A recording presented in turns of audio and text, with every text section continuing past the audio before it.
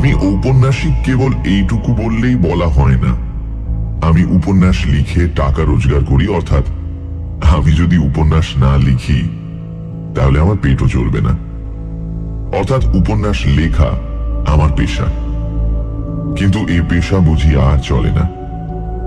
বাড়িতে রোজ এত লোকের ভিড়, মাসিক পত্রের সম্পাদকের তাগাদা, চেনা অচেনা লোকের আনাগোনা, বন্ধু বান্ধবদের তাস দাবার আড্ডা, এইসব সামলাতে সামলাতেই প্রতিদিন কেটে যায়। যখন একলা হবার সময় পাই তখন আসে ঘুমের সময়। কাজে কিছুদিনের জন্য কলকাতা ছাড়তে হলো। স্থির করলুম একখানা উপন্যাস না লিখে আর কলকাতায় ফিরব না। বিদেশে নিশ্চয়ই বাসায় এত চেনা অচেনা লোকের ভিড় হবে না। সিধে চলে গেলুম ঝাঝা জংশনে। একখানি ছোটখাটো বাংলো ভাড়া নিলুম। সকালে ও বিকেলে বেরিয়ে বেড়াই, দুপুর ও সন্ধেবেলাটা কেটে যায় উপন্যাস লেখায়। ভিড়ের ভয়ে বিদেশে পালিয়ে এলেও মানুষের সঙ্গ বিনা মানুষের প্রাণ বাঁচে না। ঝাঝায় এসেও ৩-৪ জন লোকের সঙ্গে আমার অল্প বিস্তর ঘনিষ্ঠতা হলো। একজন হচ্ছেন মিসেস কুমুদিনী চৌধুরী। তিনি বিধবা। তার স্বামী পেশাওয়ারে কাজ করতেন। স্বামীর মৃত্যুর পর থেকে তিনি ঝাঝায় এসে বাস করছেন। তার সন্তানাদি কেউ নেই। ধর্মের তিনি খ্রিস্টান। আমার আরেকজন নতুন বন্ধুর নাম অমূল্যবাবু। এই ভদ্রলোকের বয়স হবে বছর 50। কলকাতার কোন কলেজে প্রফেসরি করতেন। এখন অবকাশ নিয়ে এইখানে বসেই লেখাপড়া নিয়েও দিন কাটিয়ে দেন। অমূল্যবাবু পরলোক তত্ত্ব নিয়ে সারা জীবনই যথেষ্ট আলোচনা করেছেন। মৃত্যুর পরে জীবের কি অবস্থা হয় তার মুখে সর্বদাই সেই কথা শুনতে পাওয়া যায়। এখানকার রেলের ডাক্তার গোবিন্দবাবুর সঙ্গেও আলাপ হলো। তিনি খুব সাদাসিধে ভালো মানুষ লোক এবং সন্ধে হলেই ভূতের ভয়ে কাতর হয়ে পড়েন। সূর্যাস্তের পর তিনি প্রাণান্তেও অমূল্যবাবুর বাড়ির চৌকাঠ মারাতে রাজি হন না, কারণ পাছে তাকে কাছে পেয়ে অমূল্যবাবু 2-4টে পরলোকের কাহিনী শুনিয়ে দেন। সেদিন সন্ধ্যের কিছু আগে আমি অমূল্যবাবুর সঙ্গে বসে বসে গল্প করছিলাম। কথা হচ্ছিল পৃথিবীতে সত্যি সত্যি পিশাচের অস্তিত্ব আছে কিনা। অমূল্যবাবুর বিশ্বাস পৃথিবীতে সেকালেও পিশাচ ছিল, একালেও আছে। আমি জিজ্ঞাসা করলাম, পিশাচ কাকে বলে? অমূল্য বললেন, প্রেতাত্মাদের আমাদের মতো দেহ নেই, এ কথা তুমি জানো। দেহ না থাকলেও দুষ্ট প্রেতাত্মাদের আকাঙ্ক্ষা প্রায় প্রবল হয়ে থাকে, কিন্তু দেহের অভাবে তারা সে আকাঙ্ক্ষা মেটাতে পারে না। তাই অনেক সময় দুষ্ট প্রেতাত্মারা মানুষের সুরক্ষিত মৃতদেহের ভেতরে গিয়ে আশ্রয় নেয়। তখন সেই মরা মানুষ জ্যান্ত হয়ে উঠে জীবিত মানুষদের ধরে রক্ত শোষণ করে। এই জীবন্ত মৃতদেহগুলোই পিশাচ নামে খ্যাত। অমূল্যবাবু এমন দৃঢ় বিশ্বাসের সঙ্গে কথাগুলি বললেন যে আমার গায়ে কাঁটা দিয়ে উঠল। আমি বললুম, প্রায় শুনতে পাই অমুক লোক রক্ত স্বল্পতা হয়ে রোগে মারা গিয়েছে। আপনি কি বলতে চান যে পিশাচরাই তাদের মৃত্যুর কারণ? অমূল্যবাবু বললেন, অনেক সময় হতেও পারে, অনেক সময় নাও হতে পারে। ঠিক এই সময় মিসেস কুমুদিনী অমূল্যবাবুর বাইরের ঘরে এসে ঢুকলেন। ঢুকেই তিনি হাসতে হাসতে বললেন, কিসের গল্প হচ্ছে? আমি বললুম, অমূল্যবাবু আমাকে ভয় দেখাবার চেষ্টা করছেন। কুমুদিনী একখানা চেয়ারের ওপর বসে পড়ে বললেন, ও ভূতের গল্প বুঝি? বেশ, ভূতের গল্প শুনে ভয় পেতে আমি খুব ভালোবাসি। অমূল্যবাবু বললেন, বেশ ভয়ানক ভূত কাকে বলে আমি তা জানি না, তবে আজ আমি পিশাচের গল্প করছিলুম বটে। কুমুদিনী খানিকক্ষণ নীরবে অমূল্যবাবুর মুখের পানে তাকিয়ে রইলেন। তারপর ধীরে ধীরে বললেন, আচ্ছা অমূল্যবাবু, পিশাচের কথা সত্যি আপনি বিশ্বাস করেন? অমূল্যবাবু গম্ভীর স্বরে বললেন, সত্যি বিশ্বাস করি। খালি তাই নয়, আমার ধারণা সম্প্রতি এই ঝাঝাতেই বোধহয় পিশাচের উপদ্রব শুরু হয়েছে। আমি চমকে অমূল্যবাবুর মুখের দিকে মুখ তুলে তাকালাম। কুমুদিনীরও মুখ ভয়ে ম্লান হয়ে গেল, কিন্তু সে ভাবটা সামলে নিয়ে তিনি বললেন, আপনার এমন গাঁজাখড়ি ধারণার কি কারণ শুনি? অমূল্যবাবু স্থিরভাবেই বললেন, সম্প্রতি এখানে রক্তস্বল্পতা রোগে মৃত্যুর হার বড় বেড়ে উঠেছে। এর কোনো যুক্তিসঙ্গত কারণ খুঁজে পাওয়া যায় না। কুমুদিনী উচ্চস্বরে হাসতে হাসতে উঠে দাঁড়িয়ে বললেন, বেশ তো অমূল্যবাবু, আপনি একটা পিশাচকে বন্দি করবার চেষ্টা করুন না। অমূল্যবাবু অল্প স্বরে বললেন, সেই চেষ্টাই করব। ভূত না মানলেও ভূতের ভয় যে ছাড়ে না, অমূল্যবাবুর বাড়ি থেকে আসতে আসতে সে প্রমাণ ভালো করেই পেলাম। সন্ধ্যের অন্ধকারের ভেতর দিয়ে ফিরতে ফিরতে প্রত্যেক আনাচে কানাচে মনে হতে লাগলো যেন সত্যি সত্যি কোনো জীবন্ত মৃতদেহ আমার দিকে লক্ষ্য স্থির করে দাঁড়িয়ে আছে।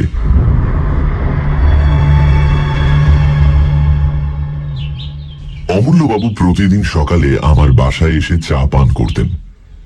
সেদিন সকালেও বাংলোর বারান্দায় বসে দুজনে চা পান করছি। এমন সময় দেখলুম সামনের পথ দিয়ে ডাক্তার গোবিন্দবাবু কোথায় যাচ্ছেন। আমি চেঁচিয়ে তাকে এক পেয়ালা চা পান করবার জন্য আহ্বান করলুম। ও গোবিন্দবাবু, আরে চা খেয়ে যান। গোবিন্দবাবু কাছে এসে বললেন, চা পান করতে রাজি আছি, কিন্তু ভায়া শিগগির, আমার একটু দেরি করবার সময় নেই। আমি বললুম, কেন আপনার এত তাড়াতাড়ি কিসের?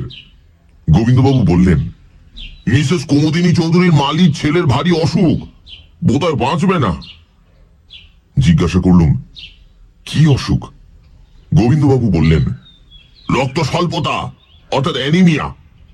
অমূল্যবাবু চা পান করতে করতে হঠাৎ পেয়ালাটা টেবিলের উপর নামিয়ে রেখে বললেন, ডাক্তার, ঝাঝায় এত অ্যানিমিয়ার বাড়াবাড়ির কারণ কি বলতে পারেন? গোবিন্দবাবু বললেন, না, কিন্তু এই রোগের এতটা বাড়াবাড়ি দেখে আমি অত্যন্ত আশ্চর্য হয়ে গেছি। অমূল্যবাবু চেয়ার ছেড়ে উঠে দাঁড়িয়ে বললেন, মিসেস কুমুদিনী চৌধুরীর মালির ছেলে আমি জানি, তার মানে গদাধরকে। সে রোজ আমাকে ফুল দিয়ে যায়। 3 দিন আগেও তাকে আমি দেখেছি। জোয়ান সমত্ব ছেলে। আর তুমি বলছো ডাক্তার এরই মধ্যে তার অবস্থা খারাপ হয়ে পড়েছে?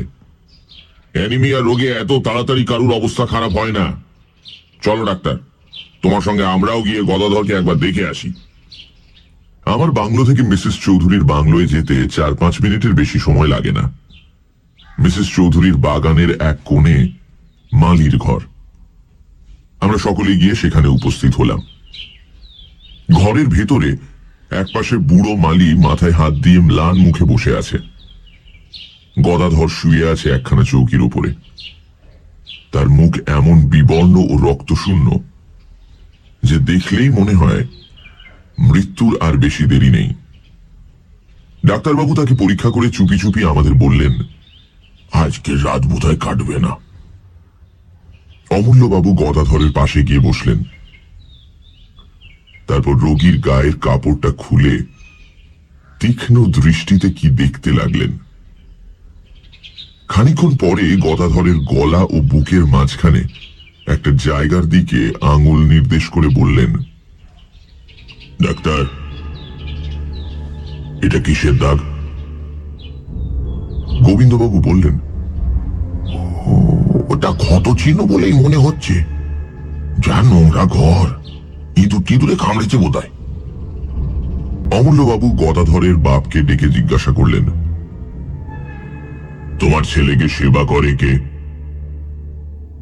বুড়ো মালি বললেন, বাবু, গিন্নিমা গদাধরকে বড় ভালোবাসে, ঠিক নিজের ছেলের মতো। ওকে দেখাশোনা করেন তিনি।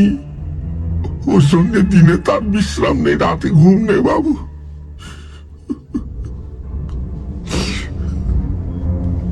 অমূল্যবাবু উঠে দাঁড়িয়ে দৃঢ় স্বরে বললেন, রোগীর ভালো রকম যত্ন সেবা হচ্ছে না। গদাধরকে আমি আমার বাড়িতে নিয়ে যাব। ডাক্তার, তোমার রেলের 2-4 জন কুলিকে ডাকো। গদাধরকে তারা এক্ষুনি আমার বাড়িতে নিয়ে চলুক। আমার বিশ্বাস একে আমি নিশ্চয়ই বাঁচাতে পারবো। অমূল্যবাবুর এই অদ্ভুত বিশ্বাসের কারণ কি আমরা বুঝতে পারলাম না। রোগ হয়েছে রোগীর দেহে, এই বাড়ি থেকে ও বাড়ি নিয়ে গেলে তার কি উপকার হতে পারে? যাক, কথাই কাজ করা হলো। গদাধরকে যখন বাগানের ভেতর দিয়ে নিয়ে যাওয়া হচ্ছে, সেই সময় মিসেস কুমুদিনী তার বাংলোর বারান্দায় দাঁড়িয়েছিলেন। আমাদের দেখে নেমে এসে তিনি বিস্মিত স্বরে বললেন, এ কি, কি ব্যাপার? গদাধরকে কোথায় নিয়ে যাওয়া হচ্ছে? অমূল্যবাবু বললেন, আমার বাড়িতে। এখানেও ঠিক মতো সেবা আর চিকিৎসা হচ্ছে না। কুমুদিনীর 2 চোখে একটা ক্রোধের ভাব ফুটে উঠেই আবার মিলিয়ে গেল। ধীরে ধীরে তিনি বললেন, বেশ, আপনারা যা ভালো বোঝেন করুন। গদাধরের আরাম হলে আমার যে খুশি আর কেউ হবে না।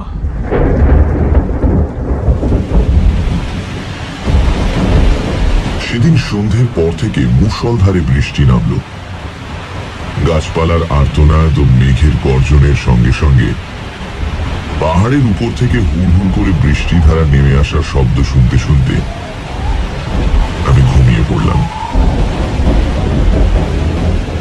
অনেক রাতে হঠাৎ করে আমার ঘুম ভেঙে গেল। অন্ধকারের ধর্মড়িয়ে বিছানার উপর উঠে বসে মনে হলো জানলার শার্সির উপরে বাইরে থেকে কি যেন ঠক ঠক করে আওয়াজ করছে। প্রথমে ভাবলাম আমারই মনের ভুল। বাইরে তখনও সমান তোড়ে বৃষ্টি ঝরছে, বাজ ডাকছে ও ঝড় একেবারে হই হই করছে। এমন দুর্যোগে শার্সির উপর করাঘাত করতে আসবে কে? হয়তো ঝোড়ো হাওয়া ঘরের ভেতর ঢুকতে চায়। আবার বিছানার উপর শুয়ে পড়লুম, কিন্তু সঙ্গে সঙ্গে তখনই শার্সির উপরে আবার শব্দ হলো। সবিস্ময়ে বিছানার উপর থেকে লাফিয়ে পড়লুম। আর তো কোন সন্দেহ নেই, কে এলো?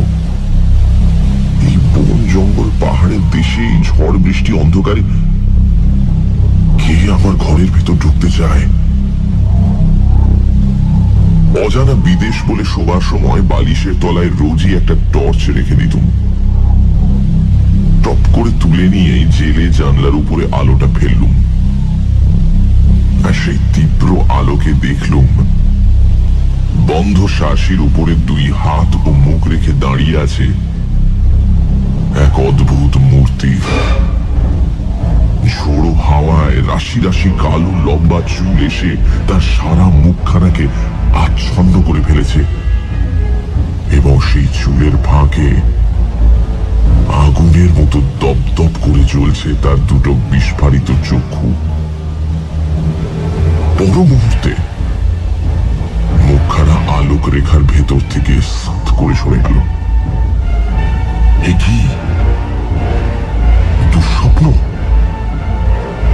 ভয়ে মুষড়ে আলো নিভিয়ে বিছানার উপর কাঁপতে কাঁপতে বসে পড়লুম।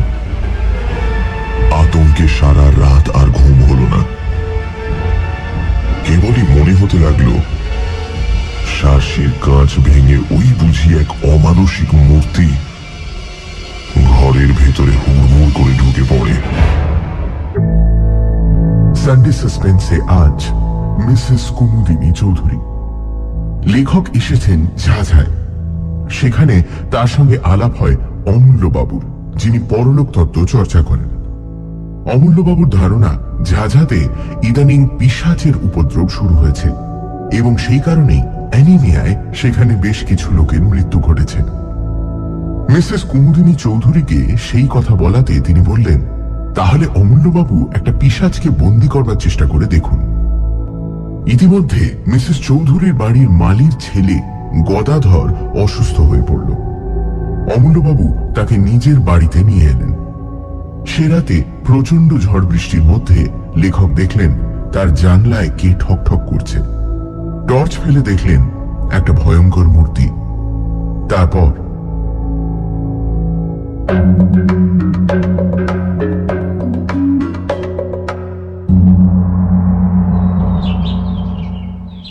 জানলা দিয়ে সকালের আলো ঘরের ভেতরে এসে পড়েছে, কিন্তু তখন আমি জড় ভরতের মতো বিছানার উপর আড়ষ্ট হয়ে বসে আছি। এমন সময় বাইরে থেকে শুনলাম আমার নাম ডাকছেন অমূল্যবাবু। ও ভাই, আরে কি হলো? দরজা খোলো। কি মুশকিল? আশ্বস্তির নিঃশ্বাস ফেলে তাড়াতাড়ি উঠে দরজা খুলে দিলুম। অমূল্যবাবু ঘরের ভেতরে এলেন। আমি জিজ্ঞাসা করলুম, এত ভোরে আপনি? গদাধরের অসুখ বেড়েছে নাকি? অমূল্যবাবু বিছানার উপর উঠে বসে হাসি মুখে বললেন, অসুখ বেড়েছে কি? এই অল্প সময় গদাধর প্রায় সেরে উঠেছে। আমি সবিস্ময়ে বললুম, বলেন কি? কি করে ছাড়লো? অমূল্যবাবু বললেন, গদাধরের কোনো অসুখ তো হয়নি, সে পড়েছিল পিশাচের পাল্লায়। চেষ্টা করেও আমি হাসি থামাতে পারলুম না। কৌতুক ভরে বললুম, আপনি কি চারিদিকেই এখন পিশাচের স্বপ্ন দেখছেন? হ্যাঁ?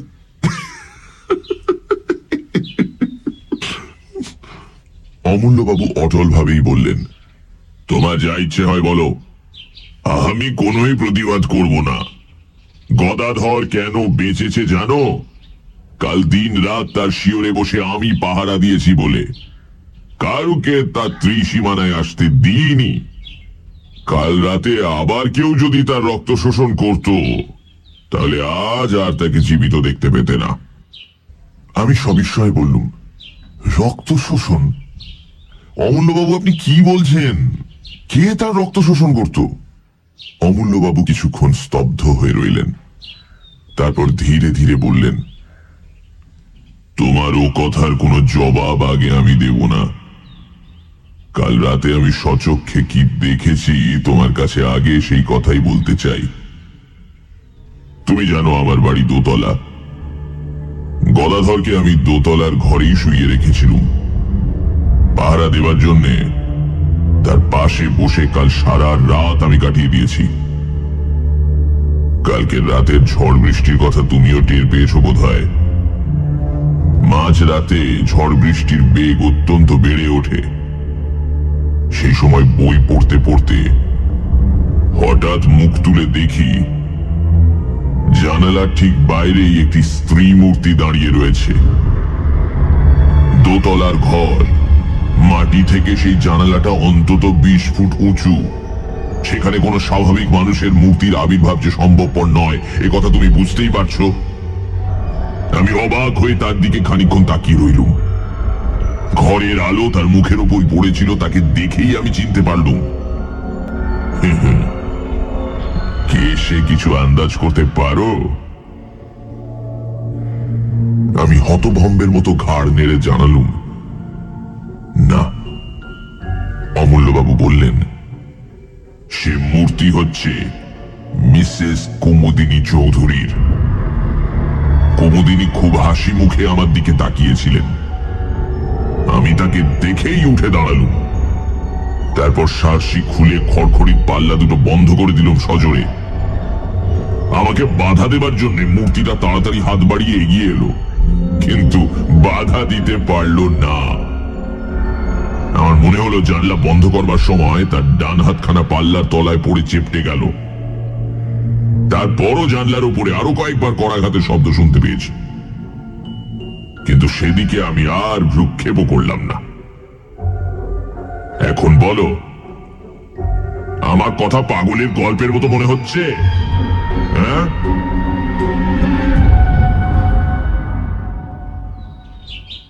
আমি রুদ্ধশ্বাসে বলে উঠলাম, অমূল্যবাবু, অমূল্যবাবু, আপনি আপনি কি বলছেন মিস কুমুদিনী চৌধুরী? অমূল্যবাবু বাধা দিয়ে বললেন, শোনো, টেলিগ্রামে আমি আর এক খবর আনিয়েছি। পেশাওয়ারে মিসেস কুমুদিনী চৌধুরীর স্বামী মারা যান অ্যানিমিয়া রোগে, আর মিসেস কুমুদিনী চৌধুরীও তার মৃত্যুর 15 দিন আগে দেহত্যাগ করেছেন। আমার সারা শরীর কেমন একটা করতে লাগলো। টেবিলের একটা কোণ ধরে তাড়াতাড়ি চেয়ারের উপর বসে পড়লুম। অনেকক্ষণ পরে নিজেকে সামলে নিয়ে অমূল্যবাবুর কাছে আমিও কাল রাতে যা দেখেছি সেই ঘটনাটা খুলে বললুম। অমূল্যবাবু কি একটা বলতে যাচ্ছিলেন, কিন্তু হঠাৎ দরজার দিকে তাকিয়ে থেমে গেলেন। ফিরে দেখলুম বাংলোর সিঁড়ি দিয়ে বারান্দায় এসে উঠলেন মিসেস কুমুদিনী চৌধুরী। তাকে দেখেই সবার আগে আমার চোখ পড়ল তার ডান হাতের দিকে। তার ডান হাতে ব্যান্ডেজ বাঁধা। কুমুদিনীও আস্তে আস্তে অমূল্যবাবুকে আমার ঘরে দেখেই থমকে দাঁড়িয়ে পড়লেন। তার মুখে চোখে এমন একটা অমানসিক বিশ্রী ভাব জেগে উঠল, যা কোনোদিন কোনো মানুষেরই মুখে আমি লক্ষ্য করিনি। তারপরেই দিকবিদিক জ্ঞান হারিয়ে তীরের মতন তিনি বারান্দার উপর থেকে নেমে গেলেন এবং সেই রকম বেগেই সামনের দিকে ছুটে চললেন।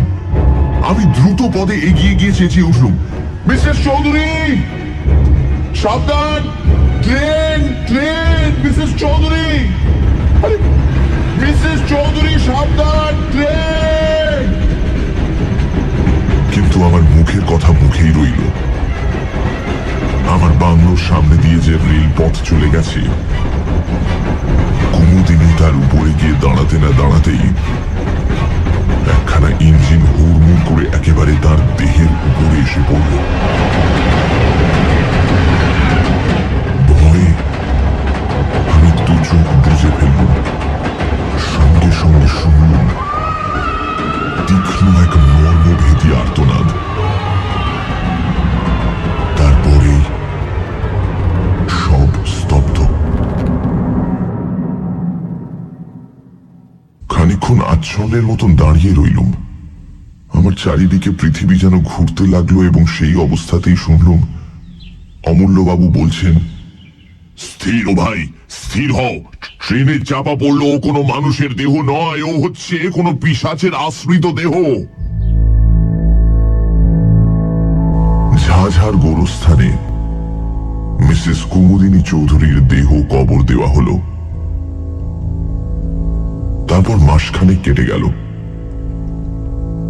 এই ভীষণ ঘটনার ছাপ আমাদেরও মনের উপর থেকে ধীরে ধীরে অস্পষ্ট হয়ে আসতে লাগলো। কিন্তু এই ঘটনার সঙ্গে জড়িত একটা বিষয় সম্বন্ধে এখনো আমাদের মনের ধাঁধা ঘুচল না।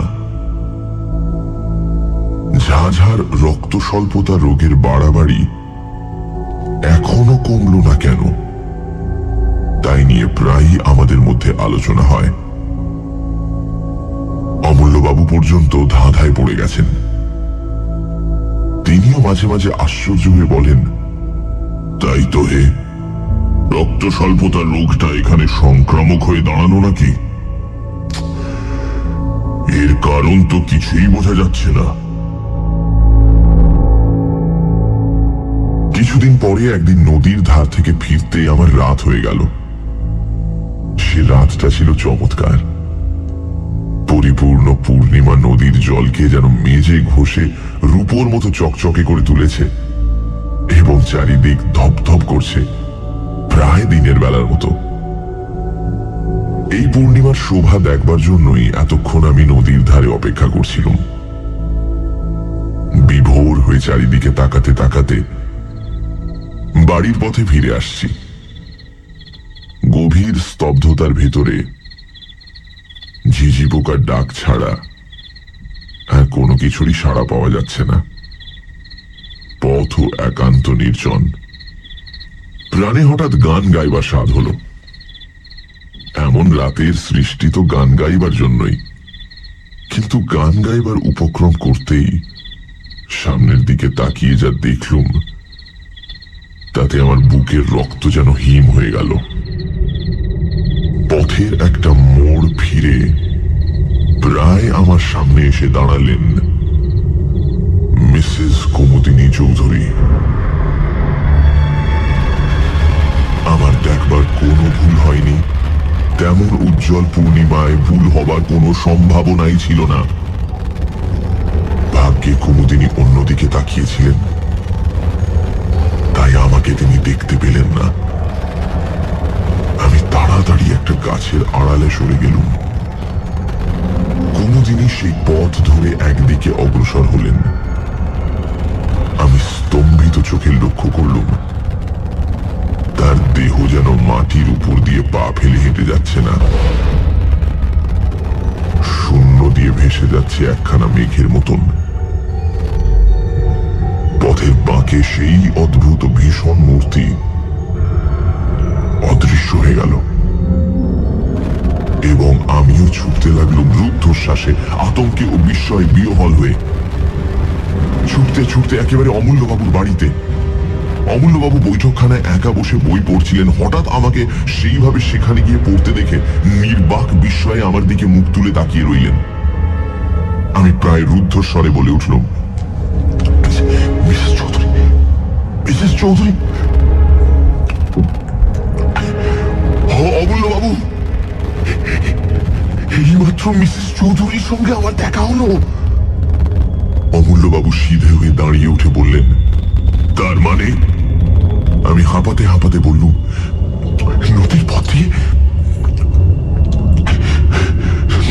দিয়ে ফিরে আসছিল মিসেস কুমুদিনী চৌধুরী। প্রায় আবার পাশ দিয়ে এই মাত্র চলে গেলেন অমূল্যবাবু। তুমি ঠিক দেখেছ? আপনাকে যেমন ঠিক দেখছি তাকেও ঠিক তেমনই দেখেছি। ওঠো ওঠো, আর দেরি নয়, এক্ষুনি আমার সঙ্গে চলো। এখন কোনো কথা জিজ্ঞাসা করো না, চলো।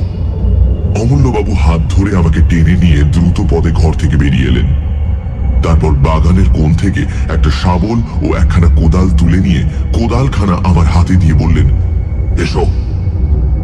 আমি যন্ত্রচালিতের মতন তার সঙ্গে চললুম।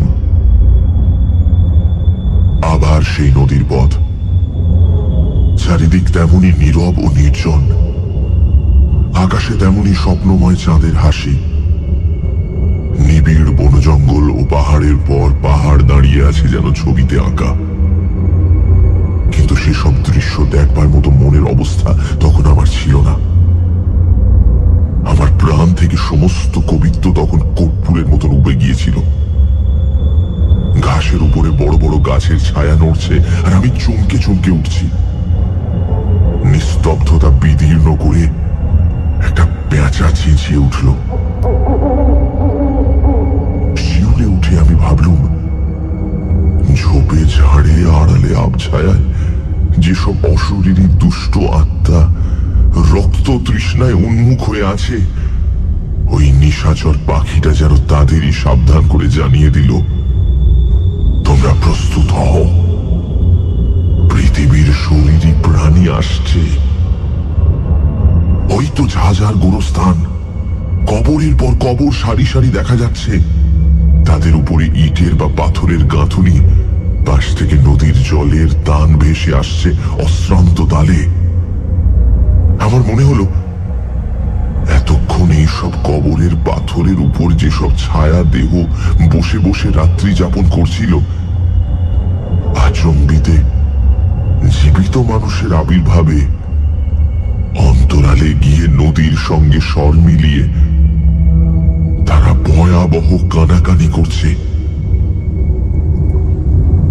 একটা ঝোপের ভেতরে আমাকে টেনে নিয়ে গিয়ে অমূল্যবাবু বললেন, এইখানে স্থির হয়ে লুকিয়ে বসে থাকি, এসো, সাবধান, কোনো কথা কইও না। সারা রাত সেইখানে আড়ষ্ট হয়ে দুজনে বসে রইলুম। সেদিনকার সেই রাতটাকে আর পৃথিবীর রাত বলে মনে হলো না। এই লোকে থেকেও আমরা যেন পরলোকের বাসিন্দা হয়েছি। চাঁদ পশ্চিম আকাশের শেষ প্রান্তে, পূর্ব দিকে ধীরে ধীরে যেন মৃত রাত্রির বুকের রক্ত ঝরে পড়তে লাগলো। ভোর হচ্ছে। হঠাৎ অমূল্যবাবু আমার গা টিপলেন। চমকে ফিরে দেখি নিবিড় বনের ভেতর থেকে মেঘের মতো গতিতে এক অপার্থিব নারী মূর্তি বাইরে বেরিয়ে আসছে। মিসেস কুমুদিনী চৌধুরী। অমূল্যবাবু আমার কানে কানে বললেন, আজকে রাতের মতো পিশাচীর রক্ত পিপাসা শান্ত হলো। মিসেস চৌধুরীর দেহ ধীরে ধীরে গোরস্থানের ভেতর গিয়ে ঢুকল। একটা কবরের উপরে গিয়ে এক মুহূর্ত স্থির হয়ে দাঁড়ালো। তারপর আচমকা শূন্যে দুই হাত তুলে এমন প্রচন্ড তীক্ষ্ণ স্বরে হি হি হি হি হি করে অট্টহাস্য উঠল যে আমার সমস্ত বুকটা যেন বরফের মতো ঠান্ডা হয়ে গেল। সে কি পৈশাচিক শীতল হাসি! তারপর দেখলুম তার দেহটা ধীরে ধীরে মাটির ভেতর নেমে যাবে। তার খানিক পরে সে একেবারেই অদৃশ্য হয়ে গেল। পূব আকাশে সূর্যের প্রথম ছটা জেগে উঠল। অমূল্যবাবু এক লাফে উঠে দাঁড়িয়ে বললেন, আর অপেক্ষা নয়, শিগগির আমার সঙ্গে এসো। আমরা মিসেস চৌধুরীর কবরের উপরে গিয়ে দাঁড়ালুম। অমূল্যবাবু বললেন, আমি শাবল দিয়ে মাটি খুঁড়ি আর তুমি কোদাল দিয়ে মাটি তোলো, চলো। তার এই অদ্ভুত আচরণের কারণ কি জিজ্ঞাসা করলুম না, কারণ আমি তখন আচ্ছন্নের মতো ছিলুম। তিনি যা বলেন আমি তাই করি।